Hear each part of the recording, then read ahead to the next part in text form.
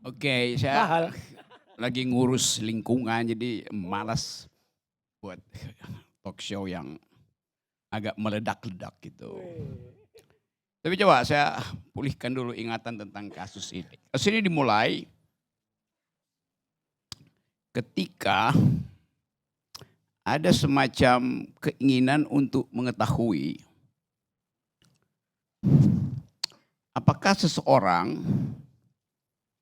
bisa diajukan sebagai pemimpin bila di belakang proses itu tercium bau manipulasi.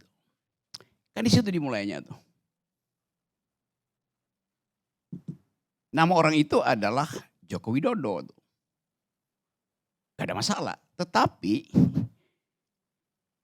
begitu ditambahkan predikat bahwa beliau adalah presiden atau mantan presiden, lalu kuriositas itu berubah menjadi sensasi.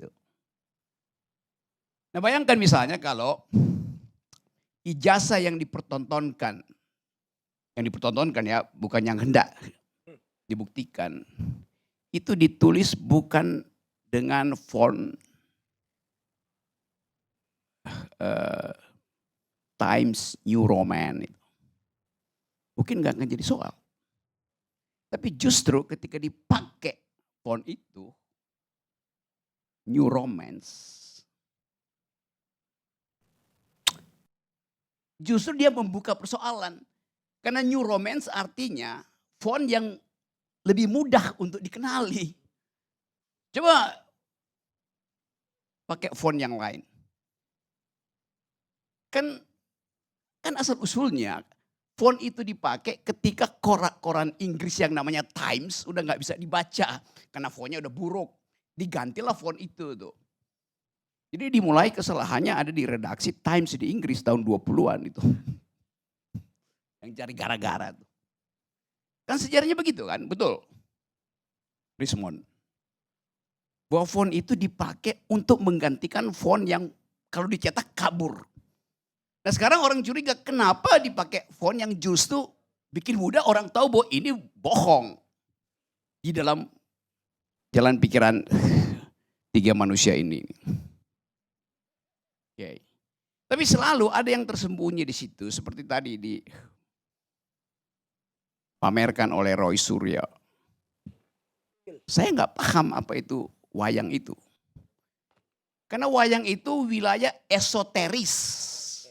Yang terlihat adalah bagian eksoterisnya tuh. Bagian depannya tuh gini-gini gerak-gerak. Ya orang ketawa aja. Tapi yang mampu membaca esoterisme dari wayang itu cuma orang Jawa. Bukan orang yang menjawa-jawakan diri. Bahkan Raja Jawa nggak bisa baca wayang itu. Karena ilmu wayang itu ada di dalam wilayah yang esoteris. Sangat eksklusif. Hanya beberapa manusia mampu menafsirkan itu tuh.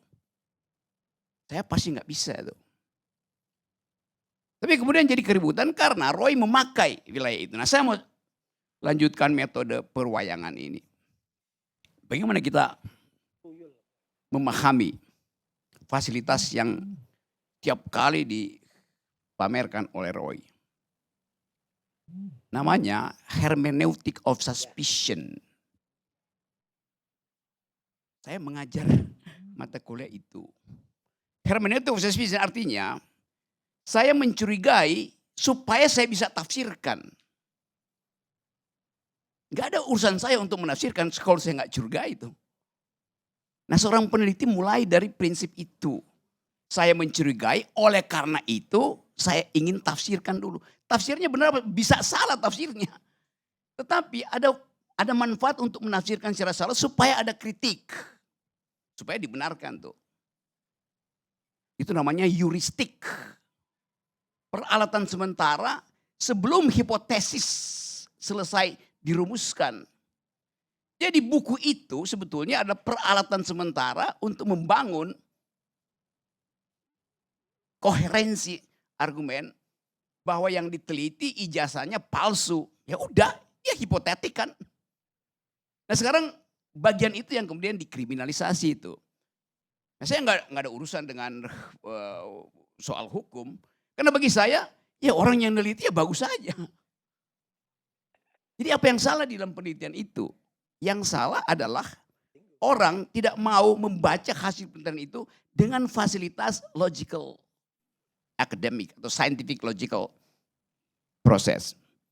Saya tahu bahwa kemudian jadi problem bahwa saya diminta untuk jadi saksi ahli. Ya Rocky Gerung keahliannya apa? Kan dia bukan ahli tentang neuroscience, bukan ahli tentang brain study, bukan ahli tentang stem cell, bukan ahli tentang font segala macam. Ya memang saya tidak ahli dalam metode itu. Tapi saya mengajarkan metodologi tentang metode. Jadi yang saya ajarkan adalah cara memakai metode, bukan metodenya. Itu bedanya antara metodologi dan metode itu. Metode itu keahlian Rismon, keahlian Roy, keahlian Tifa. Tapi saya mengajarkan cara memakai metode. Namanya metodologi. Supaya clear juga pada pers yang selalu anggap bahwa orang nggak ngerti kok. Iya memang saya nggak ngerti. Tapi saya ngerti cara memakai metode. Metodenya sendiri yaitu urusan dari neuroscience, urusan dari ahli komunikasi kan. Kan begitu konsep dari scientific revolution dari Thomas Kuhn. Kalau saya pakai nama nanti dianggap name dropping lagi itu. Jadi saya mau tafsirkan sesuatu tuh. Ini ada sepatu Adidas dari siapa? Enggak nama kecilnya tuh.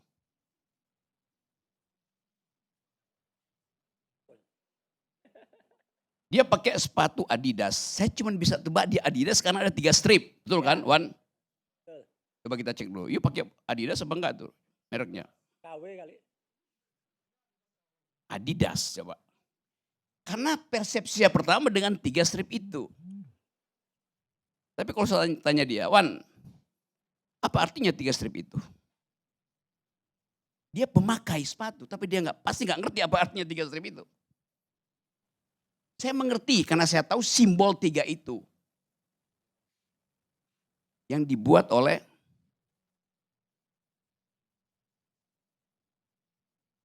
Adolf Dassler. Panggilannya Adi Dassler. Dari situ disingkat Adidas. Baru tahu dia. Kata Adidas datang dari penciptanya namanya Adis Dassler. Adidas. Tapi itu soal sejarah doang. Yang kita mau tahu kenapa dia pakai 3 strip. Kita mesti cari dasar historis kenapa dia pakai 3 strip itu. Bukan. Karena dia ingin kasih kesan gerak. Supaya ada energi. Pakai 3 supaya kelihatan stabil gitu. Kalau 2 ya nggak stabil, 4 berlebihan. 3 itu lebih stabil. Jadi semua peristiwa di dalamnya ada hermeneutic or suspicion. Saya mencurigai kenapa 3. Lalu saya coba teliti. Karena saya pendaki gunung, saya tahu jenis-jenis sepatu itu sepatu itu bukan buat hiking, dia nggak bisa tuh. Ya buat road aja tuh. Kalau saya pakai Timberland, nah itu buat outdoor beneran tuh, karena gripnya beda tuh. Jadi semua soal itu bisa ditafsirkan bagian yang substantif dan bagian yang sensasi aja. Nah substansi dari persoalan ini adalah meneliti apakah Pak Jokowi benar memiliki ijazah palsu atau asli itu. Nah kuriositas itu datang dari orang yang merasa bahwa harus dia pertanggungjawabkan hasil penelitiannya untuk apa? Ya supaya ada kejelasan. Kenapa? Karena dari awal orang mencurigai Pak Jokowi tidak mampu melakukan pemikiran abstrak. Tidak mampu menghubungkan 2 variabel. Lalu timbul kecurigaan, jangan-jangan memang sekolahnya nggak beres itu. Kan itu normal dong. Apalagi kita mau bantah keterangan dari akademisi Australia bahwa our president is a kind of a man of contradiction. Kita marah. Masa presiden kita dianggap orang yang berbohong, tidak utuh pikirannya. Kan semua itu sensasi dari luar yang kemudian masuk jadi percakapan publik. Lalu jadilah masalah ini panjang lebar. Kan dasarnya itu sebetulnya. Nah sekarang kita coba lihat bagian berikut dari efek dari kasus ini menjadi causa celebre. Kasus yang diselebritikan tuh. Karena coba cari. Keinginan publik untuk ngintip terus kasus ini. Di situ ada glorifikasi. Di situ ada persembunyian politik juga akhirnya mulai terbaca. Di situ ada tukar tambah kepentingan akhirnya. Di situ ada perencanaan untuk memastikan bahwa ini tidak akan menyangkut kekuasaan. Kan akhirnya kasus ini semua kompleksiti dari persoalan bangsa ini mengendap di dalam kasus ini tuh.